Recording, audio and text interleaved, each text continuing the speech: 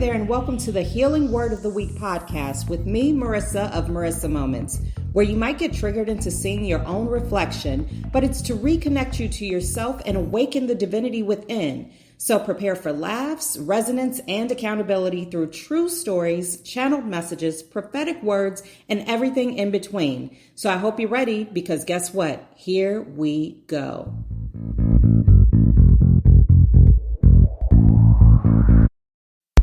Okay, so this week's word of the week is roll or rolls, R-O-L-E-S or R-O-L-E. Depends on which variation resonates with you. Now, this is the message that God put on my heart just now. So I was listening to a podcast by a very well-known minister. I'm not going to drop his name or anything because I don't want you to get stuck on that.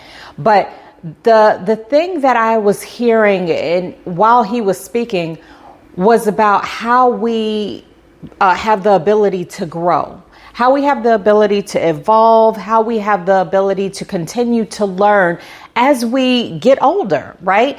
Every day is an opportunity to learn something new. Now, part of his message was, who are we associating with, right?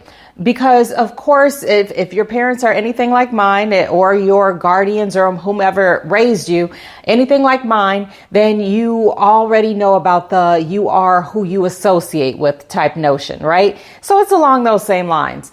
It's where if I wish and aim to be an entrepreneur, then am I associating with others, or am I associating not only with others, but those who have done so successfully?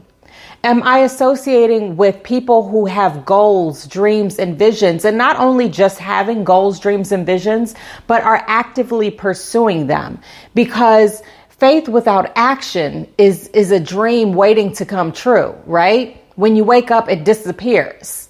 So, and God just put that on my heart. But anyway, so the thing of it is we have to be mindful of who we associate with. And even further than that, we have to be mindful of our role within those groups, within any type of dynamic or environment in which we are going to appear. Now, something that I've been thinking about lately, and a lot that has been playing over and over in my mind, is a court jester. Right? Because as I grew up, my mother always labeled me her entertainer. Her entertainer. So after a while, I embodied that. I said, what can I do to become that entertainer? How can I be the best entertainer possible? Right? Now, I'm not saying this to bash her or anything like that. It just is what it is. But what I am saying is that those two words, my entertainer, formed me to become a variation of myself in which I aim to please everyone around me. Always looking to make someone laugh, always trying to uplift someone else's spirits, despite how I might have been feeling at the moment, right? Despite what those laughs did to me, because sometimes, and most of the times, honestly, those laughs were at my own personal expense, right? Because I did become that, though. Larry, what's the Three Stooges, all wrapped up into one package. And the reason I mentioned the Three Stooges is because the minister that I was listening to mentioned the Three Stooges. And he said, you know what, you might have a great time with them, but what are you learning? How are you growing? How are you evolving? Now, I'm not here to bash anyone or anything. This is my personal journey, and I'm giving you this message so it can serve as a potential reflection for you on your own personal journey, right? Now, I have been blessed with the ability to entertain and to make people laugh, but I also know that deep down that that's not my vocation. Right? That's just a part of me. It's just a facet of what I do. But then at the same time, I wonder, why doesn't anyone take me seriously? Why isn't anyone appreciating the words that I'm giving? Why isn't anyone looking at all of my capabilities outside of my ability to make them laugh? And then I have to take a look in the mirror and realize that I have made myself those Three Stooges, but I tried to put on a pair of glasses and call myself educated, right? Now, this isn't to diminish myself. This is to awaken the reality that is within me and hopefully, again, serve as a reflection for you to see how you might be doing the same. What role have you been assigned, maybe from birth, from people that are closest to you, that you decided somewhere along the way that you needed to adapt it in order to almost as a means of self-preservation, right? Because maybe if you weren't making people laugh, or maybe if you weren't getting the best grades, or maybe if you weren't cooking those meals, maybe the people that were in those positions above you that you so admired and that you so wanted to grab their attention and their love and all of those different things, maybe you wouldn't have felt as worthy, right?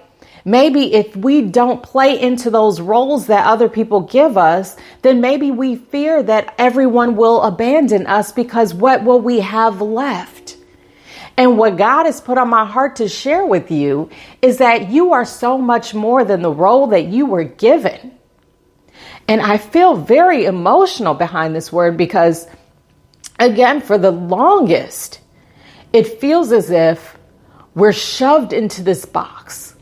We're shoved into this place and space of darkness and despair. And somehow it has become the defining place of our potential. And here we are. Here you are with the abilities for so much more. So much more than what we have been told. So much more than what we have been given, so much more than what we have chosen to accept for ourselves. And again, this isn't about bashing someone else. This is about seeing your truest reflection and sitting in that silence and that realization of, God, what am I here for? What is my true purpose? What is the purpose that you have assigned to me, not the purpose that other people have assigned to me, just because they needed to be entertained, just because they were a little bit bored, or maybe just because they needed a meal, right? This is an opportunity, you guys, for us to actually see ourselves for the first time. And it doesn't matter what age you are. It doesn't matter if you're 10 years old. It doesn't matter if you're 78 years old. I am on the cusp of becoming 45 years old with the wisdom of the ages by the grace of God. And yet I am here to stand as a testimony and as an example that you can literally change at any given moment. Because God is already probably speaking to your heart. Maybe when you're in those environments with people that you used to feel so good with, playing that same role that you used to be so accustomed to, maybe it just doesn't sit as well. Maybe when you walk away from that environment, you feel a little bit empty. Maybe you feel like you're becoming drunk off of that energy in the moment, but then afterwards you're left with a proverbial hangover because that was not what you needed to nourish yourself. Not only your spirit, your mentality, your emotions. And that is how we know that we are playing a role as opposed to stepping into our true selves, our higher selves, our divinity, our purpose. What feels good to you? Now, don't get me wrong. Don't get it twisted. Now, there's going to be certain times and situations where we do have to participate in things that maybe it does not spark joy, right? I don't know about you, but I don't necessarily get extremely excited with the notion of folding laundry, but I do it. And you know what? Now, over the time, I have learned to do that with grace as well.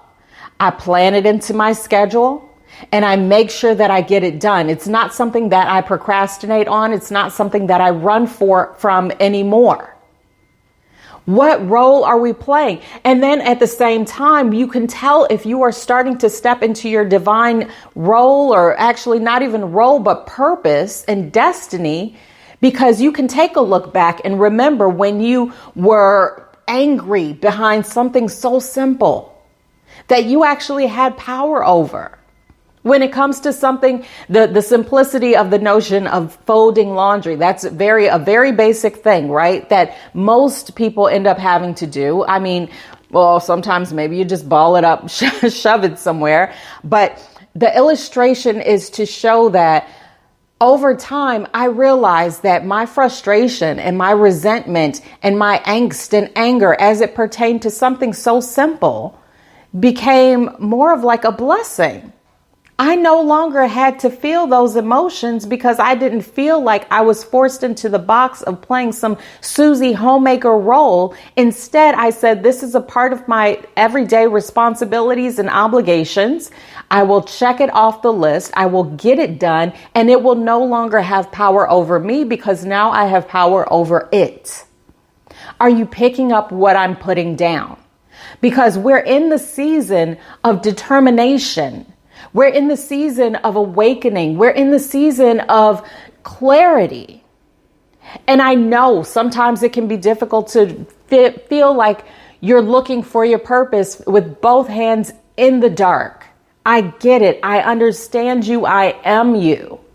But just know, trust, and believe that when you allow yourself to be led by your heart as opposed to your mind, then that is one step closer to your actual destiny. Here's the thing. When I say when you allow yourself to be led by your heart instead of your mind, what I'm referring to is for the overthinkers out there. And when I say overthinkers, I include myself in this, right? When you have those moments when you're hanging around associates or friends even, where you're thinking, okay, well, what do I need to do in order to make this a better situation and circumstance? Okay, well, what did they think about this? Well, what if I do that? Oh my goodness, did I do too much? What about this? What about tomorrow? Why aren't they inviting me to the events? Or are they just inviting me to the events so that I can wear a clown nose and entertain them? Or are they inviting me so I can be myself? Right? That's just one little example of overthinking, right? And if you know, you know. Listen, the bottom line to this, because I've already gone on and on, is we're again in the season of clarity. Go with what sparks joy in your spirit. I got away from the point. Here's the thing. If you want to know if it sparks joy or if you're in the right space and place, then you should not have to overthink it so much. All you have to do is take a nice deep breath in and you will feel a smile forming on your face, not because of what you've done for others necessarily, but because how it feels within your spirit, within your soul. That could mean that could cover anything that you do. Sure, you might start off with that resentment, that anger, that angst, but even in those situations and circumstances, like I illustrated with the laundry, if you allow yourself to realize that you are actually the one in the seat of power and you don't need to allow especially inanimate objects to have authority over you, then even that too can become a blessing because guess what? I have laundry to fold. I am clothed. I am warm. We do have clothing and all of these things for our children. They are provided for. And in that sense, it does become a blessing because now I am able to provide for them in a way that maybe they don't have time to provide themselves with. Side note, my older kids do their own laundry at this point, but I do not have them do it during the school week because I want them to be focused, right? So I have no problem with doing things for my children, even though they might have the ability to do it for themselves when it takes away and detracts or distracts from the thing that will help them flourish in the future. Right? They learn the abilities, they learn the skills, but it is not something that will hinder them from their potential ascension. With that said, listen, we have to step aside from those roles that have been assigned to us. We have to. It's going to feel wildly uncomfortable. And some people are going to think you're crazy for it, because maybe one day you were that entertainer and maybe the next day you're not. And they're going to be looking for that entertainer every place you go. Anytime that you go back and associate with the people who only knew you as the entertainer, they're going to consistently be looking for that individual. And maybe they still exist, maybe they don't within you. But it is up to you. It is up to you to dive deep within your soul, deep within your spirit, and go with the role that fits. Not just because it's a new mask and it shines so pretty and people are responding to it greatly, but because it resonates with your spirit, because it does spark that joy, because it does bring happiness, and it does feel fulfilling. Have you ever had a meal and then after that meal you said, man, I'm still hungry? That's you playing other people's roles. That's you taking on that mask that other people have handed out to you. You have sat down for a meal and then you ended up being starving at the end. Do not end up malnourished just because you feel obligated some way, somehow to the roles that other people have chosen to assign to you. Don't allow yourself to be malnourished just because you feel like you have to become and stay consistent in a role that you've played for 44 years. You can stop. You can say no more. You can say that was who I was and this is who I am. And on that day, you will begin to become free. And that's it. Okay, wow. I felt really inspired and I really appreciate you all hearing these words with me, because these aren't words that I just create out of the sky. These aren't things that I write down just to feel impressive. These aren't things that I say in order to just be saying things.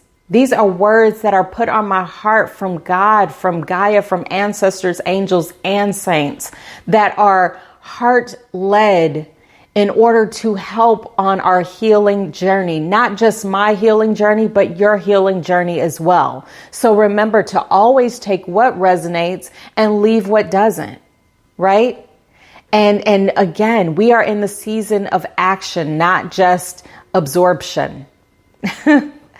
Anyway, thank you so much for listening. I always love sharing these words, these messages, because I am completely inspired by them. And I hope that you are too. I hope that you feel some way, somehow nourished after you listen to these words of the week, and that you're able to apply them to your lives and share them with other people and become that overall reflection of just joy, healing, and happiness for not only yourself, but for those around you. So then that way they might start to wonder and question, well, what's going on with them? And then they will be triggered into their own healing journey. And that's how simple it is. That's how it works.